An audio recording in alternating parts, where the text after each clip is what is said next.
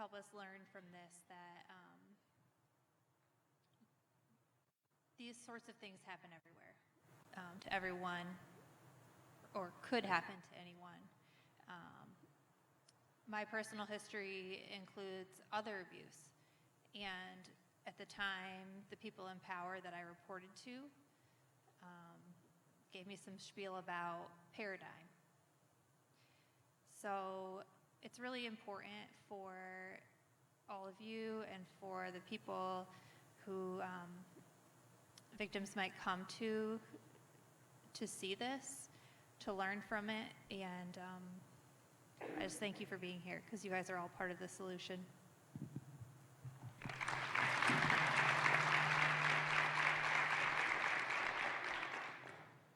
Hi, everyone.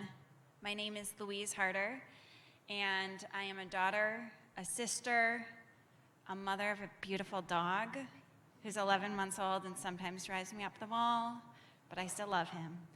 I am a public health educator. I'm an advocate, and I am also one of the over 505 known sister survivors. And I share all of those titles because I am more than just one of them. Part of my past you just saw. That is part of my story. It's not my entire story, and it's not part of anybody. It's not any survivor's entire story. So I think that's really important to know and remember, and that's why I share that. I want to thank you all for coming here today, because it's not easy to have this conversation, but it's so important and necessary to have this conversation and to talk about sexual violence and sexual assault, not only for the people sitting next to us and around the room, but also for our future generations. So thank you all for coming. Awesome. Ooh. Okay. Hopefully we're back to normal here. So I'm Grace. I'm also the founder and president of the Army of Survivors with these lovely people as well. We work to provide education, resources, and advocate for survivors across the nation and across the world. I'm also in marketing in Detroit, and that's my professional pay the bills job. But part of our passion came from the fact that I am a survivor as well. I'm a sister survivor, but healing for me has really come from doing things like this and really continuing the conversation and making the world a better place. So with that, I'm going to throw it over to Melissa and ask, what types of prevention methods do you think are the most effective for sexual violence on campuses and in other educational environments? So I'll just repeat the question because I don't think the mic was working great. You were asking what type of prevention methods are most effective on campuses. I think one of the biggest things is what we're doing here today: education, showing up, advocating. I find it hard to spend a lot of time preparing for these sort of things, so I'm going to speak off the cuff a little. I think the biggest thing is that it's a culture, and the fact that everybody is here today means we're part of the changing culture, one would hope. I think the education, the awareness, universities need to provide access to counseling. And I think education to young, vulnerable students who are leaving home for the first time, having all these new experiences, I think it would make sense to have some of this conversation at, freshman orientation or staff training, so that everybody is aware and clear of what the boundaries are, what this looks like, what to do if it happens, how to report. And I think just not being quiet, not hiding, not being afraid to report and say this happened to me. My experience in the past was that I reported at a university and, it's just you all by yourself. The power here for me came from knowing that I have sisters, that I'm not alone, and I feel like that's been a source of strength for a lot of other survivors. And so people have come to me, shared their stories, and I think a big piece of it is when someone discloses, it's okay to let them know, it's okay to share your story. You don't want them to feel alone, like they're the only person that this ever happened to. So really listening, and I think that will make a huge difference. Changing your language, knowing the role that you play in stopping these types of cycles. And then I think a big piece of it is that the institutions themselves need to value people over the institution, over money, over image. As Judge Aquilina said, this is people's lives. This is about people. We all know someone who has been abused. If you don't, it's because they're just not talking about it. And I guess it's so common on college campuses, but it doesn't have to be. It doesn't have to be the norm. It doesn't have to be accepted. And we can change that. Thank you. Louise, intervention, and especially the case that we just watched and we just learned about, does not happen as effectively as a survivor-centered community, would like it to. How do we ensure necessary intervention is carried out in the future? That's a great question. I think it's also a very complex question, and I think the answer is probably just as complex. But when I pull from my public health background, we talk a lot about a multi-component approach to prevention and early intervention. So I'm combining a little bit of that knowledge with what we just saw and all of the times our systems and institutions failed us at different periods of time. And looking back, so a part of it can be policy change and making sure that there are policies in place. One thing we saw with Michigan State, for one small example, or large example, I should say, is the policies weren't even there. They weren't adequate enough. So one of it piece is looking at the policy. Another piece is making sure the policy is being enforced correctly. We also saw there were some policies, or there were some pieces put in place, but nobody was following up. No one was checking to make sure that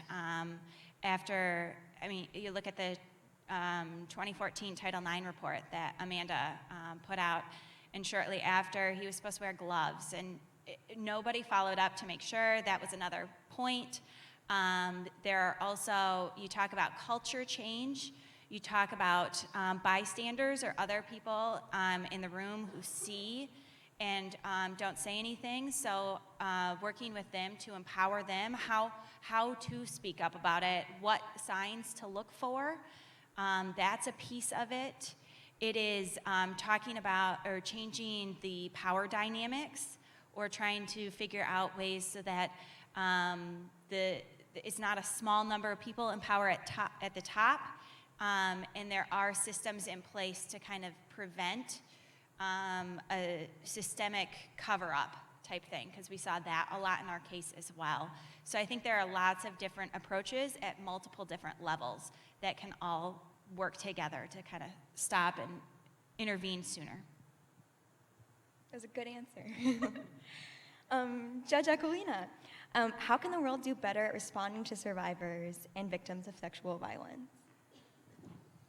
The world has a lot of work to do, and first of all, when someone discloses that they are a survivor, that they have had trauma, especially sexual assault, but really any trauma, we need to be trained on how to respond, because what happens at this stage and how cases never get to police, how they never get to court, often is because the first time someone discloses, they are asked, well, why didn't you tell me sooner? Why didn't you do this? Why were you wearing that? Why did you go there? Why didn't you listen to me? And so I think first and foremost, we need to learn a different language. Why has its place in the English language, but why does not have a place when you are dealing with anyone who's been a victim of trauma. We need to learn to listen to believe, to create safe spaces so that when someone tells us anything that is bothering them, they feel that they can disclose what it is they're ready to disclose. They're not forced to disclose more. They're not questioned on, why didn't you do it sooner? Why are you telling me now? And making sure that people are really listened to, heard, believed. And then the next question, so I always ask, what would you like me to know?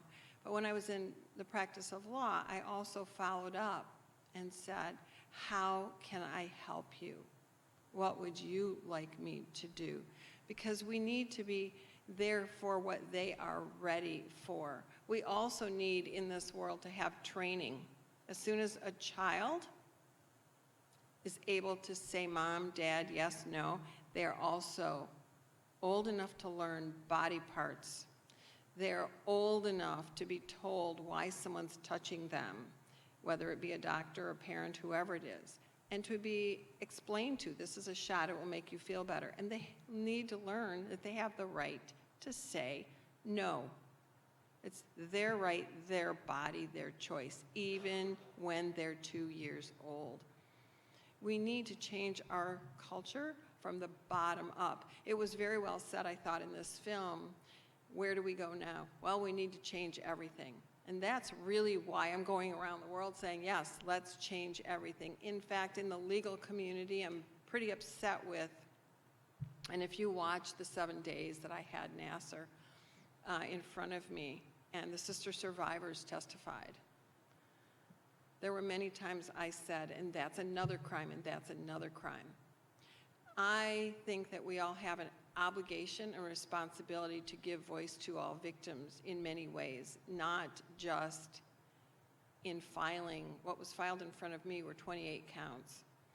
And then he pled to 7, and they did not issue on the child pornography. The fact of the matter is, and you heard Trinae Gonzer, he assaulted her and estimated, and I believe they have the documentation because that's how they calculated it, 846 times. Why were there not 846 charges? He still could have only pled to 7, but we need to send out a message to predators that each and every time you assault, you touch, you wrong us, there will be a charge. It sends out a message that we no longer will tolerate this kind of behavior. We do need a complete overhaul. Thank you, Judge. Now that I got a little bit of a conversation flowing, I'm going to throw it out to you guys and see if there are any questions out there for any of us. There are some floaters with microphones on the side, so if anybody has a question, just raise your hand and we'll bring a microphone over to you. Hi, thank you for being here. I wanted to ask you what Larry Nasser pled guilty to, and during the film, you had asked him right before you sentenced him if he wanted to change his plea. What was the purpose of that? And then you asked him, you're guilty, aren't you? And then he answered yes without saying yes. But could you elaborate on that for us, please? Sure. Larry Nasser, what happened was we were planning for trial, and the first step of trial is to get jurors, and I had already requested 800 jurors, 200 had been sent out. And by the way, the girls hated me because I put out a gag order so no one could talk about the case, because I needed to get a clean jury. And we were already prepared with a process whereby the jurors who would come in 200 bunches would fill out another application, or questionnaire, I should say, and then we would go through them and we would do the yes pile, the no pile, and the maybe pile, and then we would call them back and do a further voir dire so that we could get a fair and impartial jury, because that's the standard. A few days before, and this was 2017, a few days before Thanksgiving, the attorneys came to me and said, we have a plea agreement, will you accept it at this late hour? Because I don't have to accept it, we've already started the trial process. And they came in my chambers and told me what it was, that he would plead to 7 life offenses and they would dismiss the rest along with not issuing on the child pornography. And I said, yes, but everybody will be allowed to speak. And the prosecutor said, well, we want everybody to speak. And I said, no, you don't understand. I mean everybody affected. I don't just mean the sister survivors, those known and not known yet. I want everybody, including, and I had heard there were doctors and coaches, and everybody would be able to speak. And so we had this agreement, and that's what you saw, was I ultimately let 169 speak. As this process begins, and I put defendant next to me rather than behind me, like you saw in the other courtroom where the dad rushed him, that would not happen in my courtroom. And I wanted defendant to be able to face the girls and the girls to be able to face him. And he wrote me that letter. And in that letter, he says this was too hard for him. And he was having a breakdown and all of that. And when any defendant, not just him, has difficulty accepting what they've pled to, because he did in fact plead. And during the plea, his attorneys asked him what we call the factual basis, which is the foundation for the elements. And they didn't ask him enough questions. So I asked further questions to make sure that this plea sticks, because I also know there's an appeal process.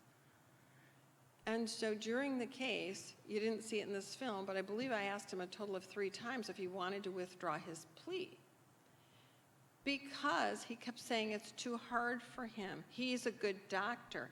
He didn't do anything wrong. So it's either one way or the other. Either you're guilty and you say, I did this, I acknowledge it, and yes, I should be punished for it, or I didn't do it. And when somebody says they didn't do it, but yet they pled, I have an obligation to ask, would you like to withdraw your plea? Because I do have multiple other cases, I don't always accept pleas, where people are pleading because of the plea agreement, because they fear, what if a jury finds me guilty? They're pleading just to get it over with. They're pleading for the wrong reasons. And he, in his letter, also was claiming it's so hard for him and there was mental anguish. And I wanted to make sure he was also emotionally fit. The worst thing that could happen is if the Court of Appeals says, well, he wasn't fit, you did it wrong, and now it's over, and so we're going to dismiss this. There's any number of things that can happen in the law, and I wanted to make sure that he clearly, on the record for appellate purposes, acknowledged, he understood, he wanted the plea intact, and what he did was wrong. And I literally had to pull it out of him, but eventually I did get it out of him, and there's a hell of a record that we made. And that's why I want these sister survivors to be comfortable that he's gone for good.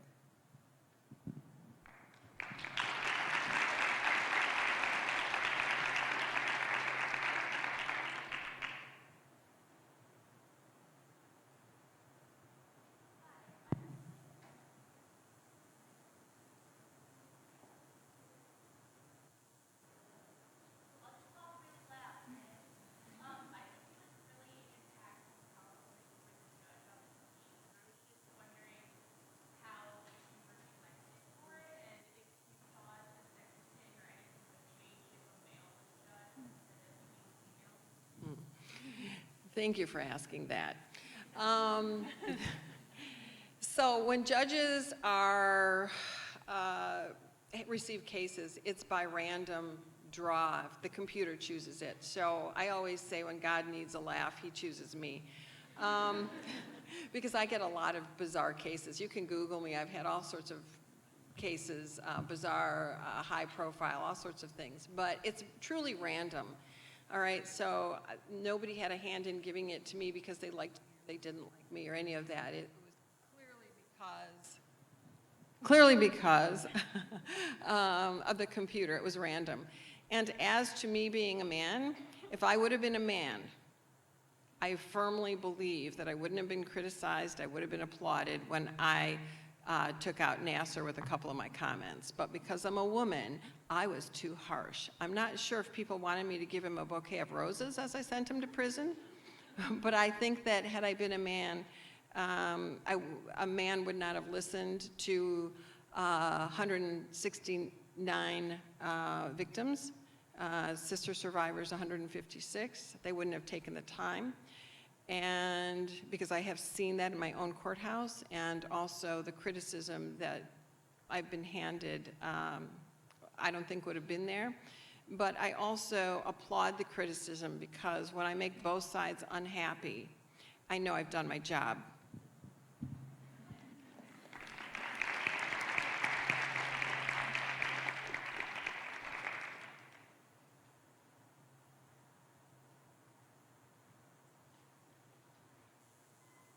Hello. It seems concerning to me that at one point he talked about, so there were 4 hand-picked doctors that defended him, and that these were doctors he had trained.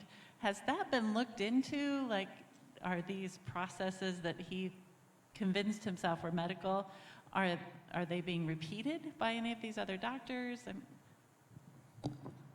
I think 2020 or 60 Minutes or one of those groups did a report on this procedure, and the conclusion was that this procedure that he claims was medical, which I have to say there is a medical procedure according to that report, is used on very old people for a very specific purpose, and it's not used very often, and the report of the experts said this procedure has never been used on children. It clearly was criminal.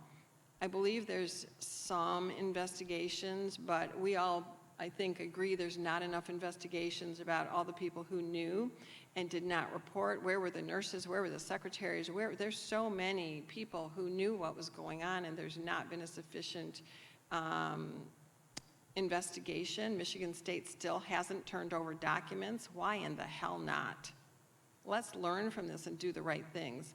So there are some things being looked at. I know police were, now in hindsight, they are training, so they are having better procedures, and that's happening all over the state. I just talked to New York Police Department, had some training. I just talked with them.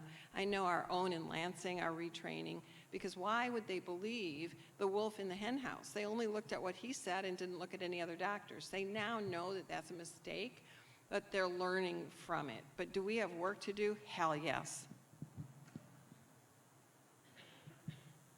Just to go off that a little bit more, I think that the main reason he brought in those doctors is because he was able to partially grooming them, as well as there's power dynamics there. I think there was a lot at play.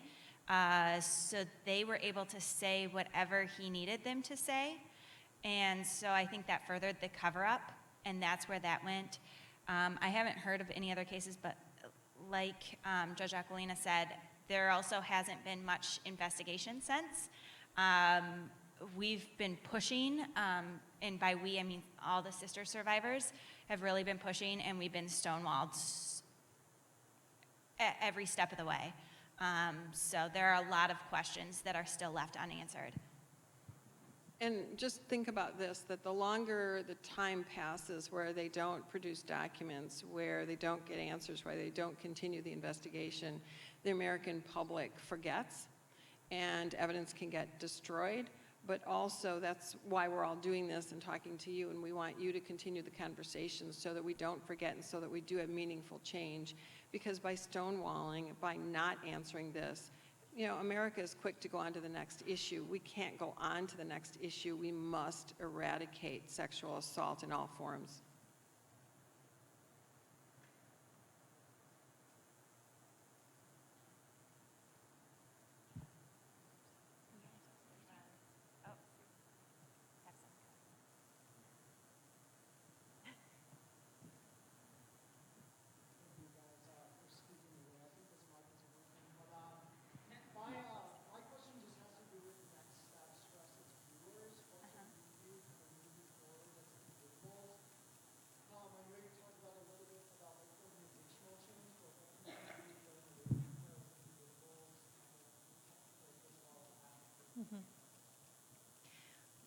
Believe survivors, number one, always. Educate your children. I have a 2-year-old and a 4-month-old, you better believe my 2-year-old knows what consent is, knows body parts, knows he doesn't have to hug someone, knows he has rights, and that other people do too, and that we have to ask before we touch them. We have to ask even when we're playing. So I think a big piece is starting young, believing people, and I don't know. That's all I have. I have to say, my oldest daughter, I have 3 grandchildren, and she will not let her children sit on Santa's lap. And the reason she does not do that is because she does not want to give her children the idea that they can sit on a strange man's lap. And I think we all need to reevaluate and think about those subliminal messages, because at first I thought, wow, that's really, Santa's a good guy. And then I thought, is Santa a good guy? We don't know, do we? And we teach our children that Santa's a good guy, and yes, let's go sit on his lap for pictures. Well, maybe we ought not to.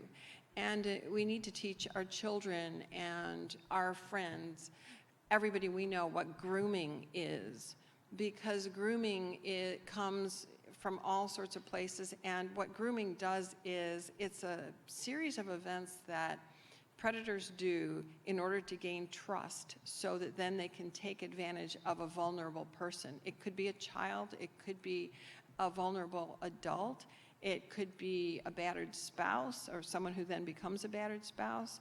We also need to have the conversation. This is not a woman's problem, okay? It's not just women who get raped. Men get raped, boys get raped. We need to listen.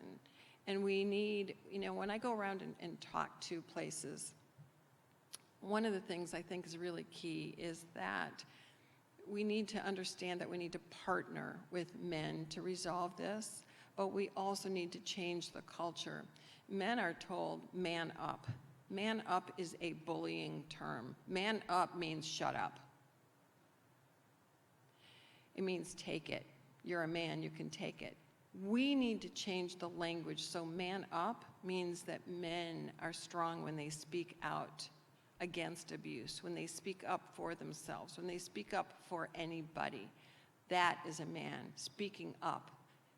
And when you use terms like, oh, that woman has PMS because she's upset, you shouldn't be doing that. We need to respect people. So PMS, I think it stands for promote, mentor, and support. And those are the kinds of things, and that's the type of culture we need to create, because the culture we have now is one of shutting up, shutting down, and shaming and blaming. And we cannot do that if we want to survive. And going off of that as well, I think one of the biggest things I'd say for everybody is just to be loud about this issue if you have the energy. One of the biggest things I've noticed as an advocate is that a lot of the times it's only survivors up on this panel. And it's exhausting to be a survivor and to be talking about this every day, or talking about this and trying to do something every day. So if you have the energy, you have the mental capacity, and you're not a survivor, be loud for us. I agree, and the last thing I wanted to add, one thing survivors, to experience any sort of sexual violence or any sort of trauma, we're stripped away of our power, and we've lost all control for at least a period of time.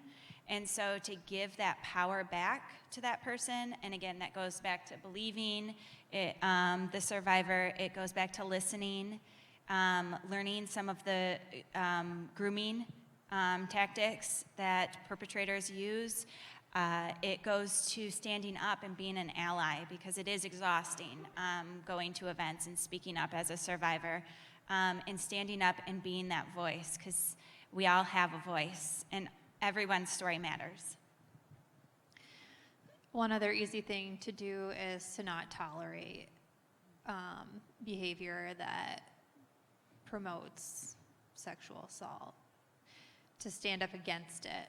That is huge for survivors. That's huge for changing the culture. When we're just silent and let it happen around us, we're still part of the problem. Something else is vote. Vote for legislators who are going to make sure that the laws are changed. There's the DeGette-Gardner bills in Congress right now that actually changes the Olympic Committee. So now that there's a board of 16, 50%, if that bill passes, 50% will be athletes. And that's really important because the athletes are the ones who know the inside story and what needs to be changed. We need to look at statute of limitations and extend those because it takes so long for a survivor to come forward, and many of them can't come forward because they don't remember or they weren't believed. There's any number of reasons. Many times, this isn't the only case like this I have, it just has to be, it's the largest by number. But oftentimes when people are sexually assaulted, they are choked, they black out, your brain goes into survival mode. And I think for these young girls, in the Nasser case, it went into survival mode as well. They didn't understand what was happening, and so many of them didn't remember or didn't want to think of it as a crime. So we need to look at statute of limitations, those being extended. And our legislators should be willing to say, yes, I'm going to make change, and then show us the bills right away. They have the power to do that. But let me tell you, first and foremost, you have the power to vote them in and out of office. So I hope you've been taking notes.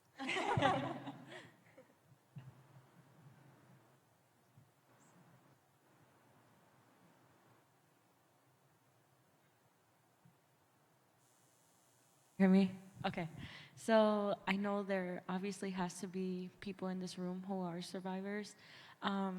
So how, I don't even know how to ask, but like, how would you, like, can you talk about how you've been able to navigate, like, through your life with, you know, obviously, like, this happened, like, how it's impacted you? Like, I know, like, for me, it's been a struggle, so then, like, how does it impact certain, like, things about your life, like even dating or stuff like that? Yeah, that's a great question. I think it impacts in, there are triggers for myself as a survivor, and it impacts me at different points in different ways. Sometimes they're expected, and I can avoid or manage, do things to help mitigate those, some coping skills. Other times I have no idea that it's going to happen. So I think the biggest thing that's really helped me is a few things. Taking time for myself and realizing, I know after the sentencing, it was just really weird. Like, I was walking in this world but not really there and present. It was just really weird. And that was a point in time where I just needed to take a step back because I had been through so much and it had happened so quickly. It took longer for my body to process, and I didn't really know what was going on. So to kind of respect your body and take that time for yourself is huge. The other piece is having people around you that are supportive and helpful has been really great. So I always, I have my boyfriend will stop, and he knows different things to do. He knows he can't walk up from behind me without waving a hand in the corner and letting me know. He asks me before he touches me, especially from behind, because otherwise I jump. So there are things that he knows and that I know, and we have that language. If there's a situation that I need to get out, he is my escape, and he knows that. So there are those things that I have set up. If he's not around, I have people that I can call, or situations where I have somebody call me after a certain period of time so that I feel safe at all times. Those are my bigger things. I have a list of coping skills that I use to help kind of get me through. And I will say years of therapy has really helped as well. And that's a critical piece to my healing, being able to talk about it in a safe space, and then being able to, and at the timing that I needed. I wasn't ready to talk about it all the time or right away. And so having a therapist there who could kind of guide me through that and talk as I was willing was really important. I think also, like, one of the biggest things that I've realized is after big events like this and advocating for talking about our stories, it's important to realize that you're going to need a lot more self-care in the next couple of days. And it doesn't matter if it's a small event or a big event, or I'm traveling or I'm not. Like if I'm out and talking and doing these things, I'm going to need a couple of days. So just realizing like where you are in your mental capacity to do advocacy or to speak out or to talk about your story is very important, and then realizing what you need afterwards.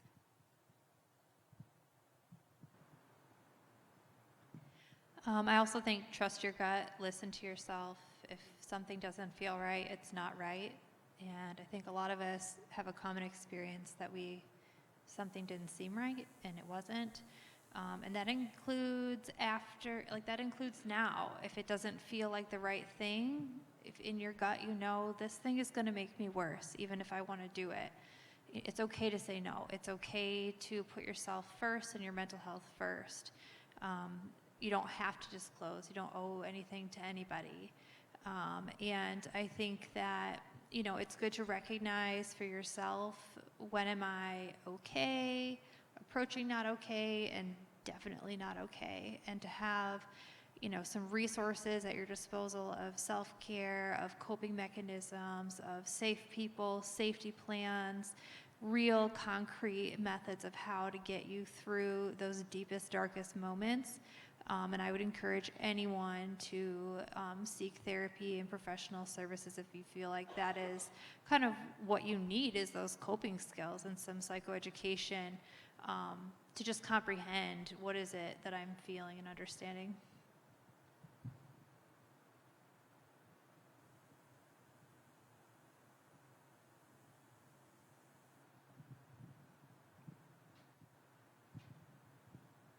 I just want to let you all know you all have been really inspiration to me. And as a minister, I came here all the way from Detroit.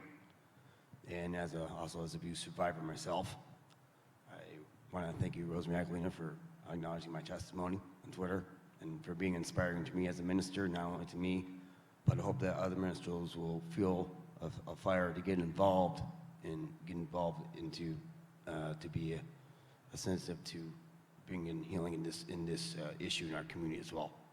Thank you. Thank you.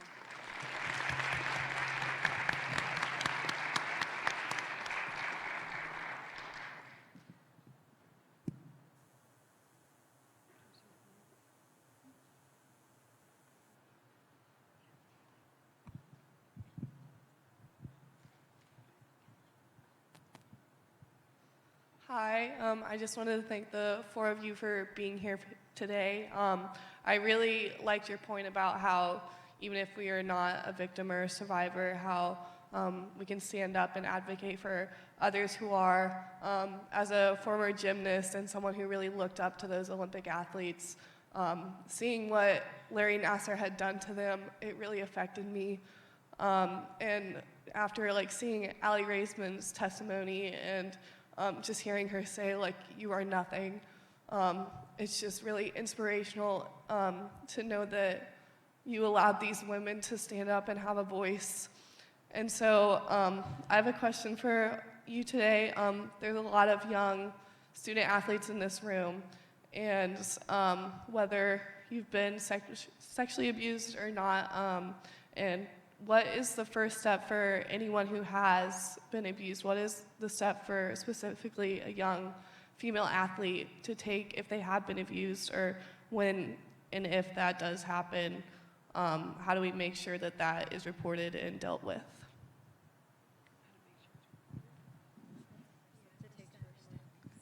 Well, the first step would be to tell someone, and if you're not comfortable telling your coach or teammate that you've been assaulted, tell law enforcement. Every law enforcement agency has a unit for that, and it's specially designed. They'll take you to a special place so you're not in what you see on television, which is kind of creepy in a dark room with lights. They have special places that they actually question you and get your statement, and they're specially trained. I think the biggest mistake and why so many predators go free is because the evidence is ruined. And I have to say and apologize on behalf of the legal system that we don't have a better system, because I think victims feel victimized again and again by our system, and we're trying to make it better. But the first thing you want to do is to preserve evidence and get to the right people. The problem that we have, and in this particular case, is that it was reported, not believed, gaslighted, told they, what would happen? Your whole team will go under. Sure, we can report, and then look what will happen to your team. And it was really all about everybody sort of grooming for their own purposes. Victims, as long as they're comfortable, need to report to law enforcement. It really starts with law enforcement, who will do an investigation and then turn it over to the prosecutors and then the judges. If a police officer does not listen to you, go to a different unit, go to the Attorney General. There's county police, there's state police, there's the Attorney General. Talk until you are heard, as long as you're ready to talk. If you know a victim, believe them, take them to a hospital, because if they've been freshly raped, they need to have the sexual assault kit done. A sane nurse will do that and document everything. Again, it's not a very comfortable thing to do, but we need the evidence in court in order to prosecute the predator. So it's really, really important. I think there are really good points in there, and just to go off of one of them, if you're not ready to report, it's okay not to, and to give yourself permission to take that time for self-care and put yourself first, and then when you have the strength and you're willing to come forward to report it. Both are pretty valid, and I want to make sure that victims understand that it's not always the best to come forward. And if you can't come forward right away, don't let somebody, and I've had this question, people have IM'd me this probably 1,000 times. The question is, I didn't report when I was raped. I feel ready to do it now, and now I'm being told it's too late. Don't let anybody tell you it's too late. Get a written report and demand an investigation and talk to a lawyer, because you are the evidence. You may not have done the same kit, but your testimony is evidence. Don't let anybody tell you differently. That's a great point. And I do want to follow up. If people have questions about what first steps are, we who have been confused at some point, likely in the with the system and trying to figure out and navigate everything, created a resource. It's on our website, the Army of Survivors /what-now, yeah, right? thearmysurvivors.org. Yeah, sorry. So the What Now section of our website shares both for survivors, for allies, and then there's a section for mandated reporters, and it walks people through what the options are, and that could be not reporting immediately if the survivor doesn't feel comfortable. It could be what does reporting to law enforcement look like? What does going to get the rape kit, the SANE exam, done look like? What does a civil case versus a criminal case look like? As an ally, what do these different processes look like? And as a mandated reporter, what does that look like? And I think that might be a really helpful guide to kind of walk someone through step by step.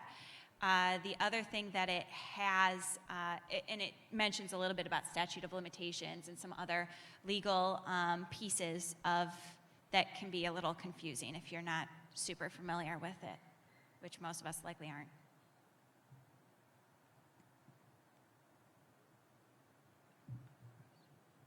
There's two I see.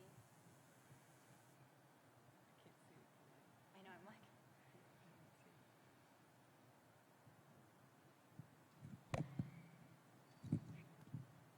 Hello. Okay. As a judge, when you're looking at somebody like Larry Nasser, how are you able to separate the law from your own emotions? Because obviously there's a lot going through your head there. And then also, how are you able to, at the end of the day, these criminals are people. How are you able to look at a criminal and say, this person is unable to be rehabilitated? So and I get asked that question a lot, and I want you to all put it in perspective. I have a job to do, and let me just change professions for a minute. If you went to the emergency room and you had a big gash in your arm and the doctor started crying, you would say, "New doctor, please," right? And so I don't want to say I'm immune to feelings, because I'm not, but I do know the appropriate time to deal with feelings, and it is not in the courtroom. And judges are given a certain amount of time off so that we can have some self-care as well. But I listen. The only thing that's important to me is not the 1,000 cases on my docket, but the case that's in front of me. And my job is to follow the law and to listen to both sides and be fair and impartial, whether it be at trial or then at sentencing. Sentencing means that I have to look at, can this defendant be rehabilitated? And it was very clear to me that when Nasser kept saying, "I'm a good doctor," and in his letter was victim blaming and saying, "I got referred patients from all over the world, and hell hath no fury like a woman scorned," all those things, he still doesn't get it. The first step in recovery or in rehabilitation is to say, "I am sorry, and yes, I understand I hurt you, and I'm going to address this issue." You can't address an issue you're not acknowledging. So rehabilitation for Larry Nasser, I don't believe is possible. I also have to consider the victims, which I did. I also have to consider deterrence to others. And I believe that the sentence to him was very important. The plea agreement was 20, and the minimum was 25 to 40. I gave him the top of that. And I want you to put this in perspective, because I did the math.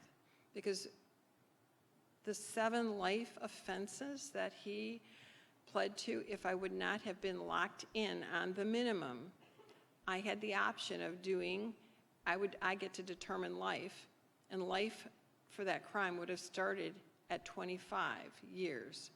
25 plus 25 plus 25 7 times is 175. So that's where I put the maximum. On the minimum, put it in perspective, divide 7 into 40.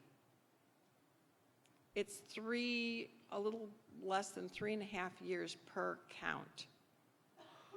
That is less than a lot of thefts, less than some drunk drivings, and it is on a life offense. To me, that's offensive. However, I accepted the plea because I knew at the end of the day he wouldn't get out for a number of reasons, and I knew at the end of the day the most important thing was the peace of mind of the sister survivors, that there would be no trial and they would be able to put this behind them. So I kept everything in perspective. It's what I do every day. I'm not immune, but again, it's one case at a time, and I deal with my emotions later, just like physicians or any other people who have, first responders, any other people who have to listen and see horrible things.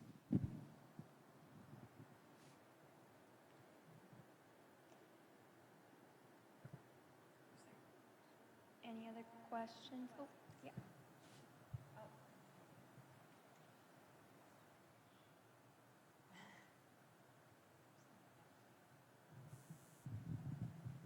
I was just curious at the end of the movie when Nasser kept turning around. Why was he doing that? And then you had asked him, do not turn around. What was his intention? So when you have anyone, a rapist, or any of these domestic violence, there's this whole power and control wheel.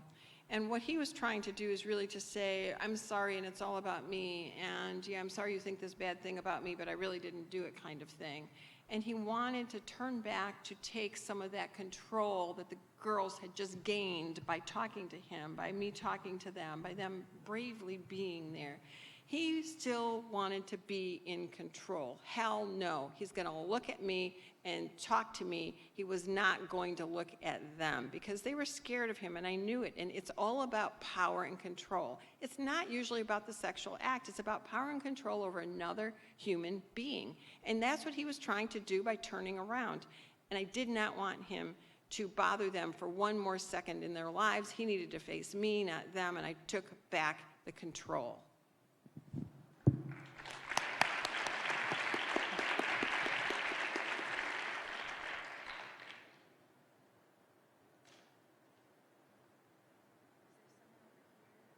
It's hard for us to see, so raise your hands really high.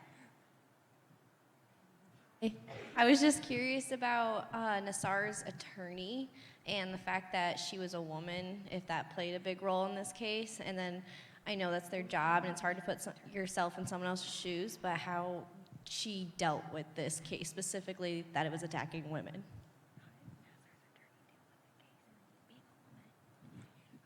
Nasser, I can't speak for Nasser's attorney, but she handles these kinds of cases all the time. She's been since in front of me on a number of other different criminal sexual conduct cases, child pornography. That's the kind of practice she has. It's not the kind of practice I would want to do, but I want you to keep in mind that every single human being in America anyway, because we're very lucky to be in America, is entitled to a defense. Okay, so defense counsel does not say, are you guilty? Defense counsel looks at the evidence and then provides the best case possible before a jury. I think it's interesting, though, that Nasser had 3 female judges, a female prosecutor, and a female detective, and then he had a whole bunch of male attorneys and a female attorney as well, but he had no males on the side of justice.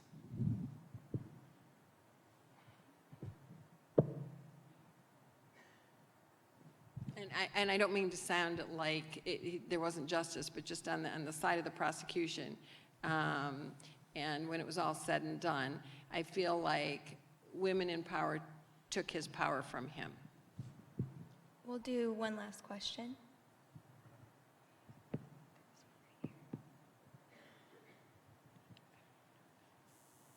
I'm just interested on how the parents have dealt with this. As a parent, it would be horrifying for me, and so I'm curious how they've dealt with your situations or just in general, and has there been help or assistance for them? So my mom is here. I just don't know where she went. Oh, there's Mom. Hi, Mom. So I'm not going to speak for her, but Mom, if you want to come up, you can, or there's a mic over here. But she's been very supportive and been at a lot of events like these with me, which has been helpful, and some of her own advocacy. She's also done in Lansing, so I think that might be part of her healing. But I'll let her talk if she wants to say a couple words. I think for parents, just as the survivors have gone through, it's a process and a journey of healing. People have approached it in different ways. Some have chosen to focus solely on self-care. For myself, I've chosen to be more active and involved in supporting Grace and what she's doing, and doing some of my own parent activities. I'm not going to lie, it's just terrible to know that you took your child to someone who did this to them.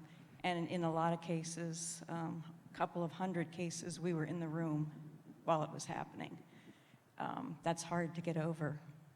So we, we all just plug along. We do a lot of self-care, we talk, and it's really helpful to be supportive of one another. It's helpful to talk and be in conversation with people who understand, with other advocates, and with each other. And it's lovely to get to know the community that has surrounded us with this, because the sister survivors are all incredible young women with a lot of strength and a lot to be proud of in their lives aside from this. And that's been a real blessing. Thanks, Mom. And I just want to thank Grace's mom for all the support she's given, and there is a parents group that has formed, but I also, there are some parents who are not dealing with this very well and are actually not talking with their child because, and as I explained to the sister survivors who that's happened to is, I'm sure the parent has a lot of guilt as to look what happened and how could I let this happen on my watch to my child. And I've told them leave the door open for your parents because ultimately they're still your parents. However, some of the sister survivors have really been left alone, and that's why this bond they have is so important, because a lot of the parents can't deal with it. One mom said to me, I took my daughter 50 times, or my daughter went 50 times to see Nasser. 49 of those times I held my daughter's hand and turned her over to a monster. And she's been very, very supportive, but every day she has trouble dealing with it. And once in a while she'll call me and say, how can I go on? I can't believe I did this to my child. And the real big message is support your child, support any victim by believing them and telling them they matter. But the message also is that the sister survivors didn't do anything wrong, and neither did the parents. All of this, every single morsel of blame goes to Nasser himself. And no one is to blame for any of this but him and his grooming. And of course, the people who allowed this grooming to continue, who knew, but none of the parents and none of the sister survivors. Nobody knew. They certainly would have stopped it. I know these were all good parents, and no one should take any blame, not the parent and not the sister survivor.